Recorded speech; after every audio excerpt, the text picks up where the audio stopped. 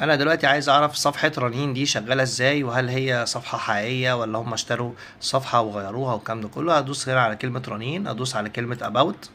خلاص بقى احنا فهمنا الدنيا. ادوس هنا على كلمة ترانسبيرنسي، شفافية الصفحة.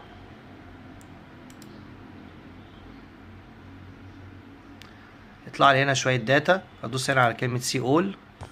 بعدين بيبدأ يقول لي والله الصفحة دي واخدة علامة الفيريفايد. الصفحة دي تم إنشائها بتاريخ 2012 باسم رنين، ومن ساعتها ما اتغيرش الاسم.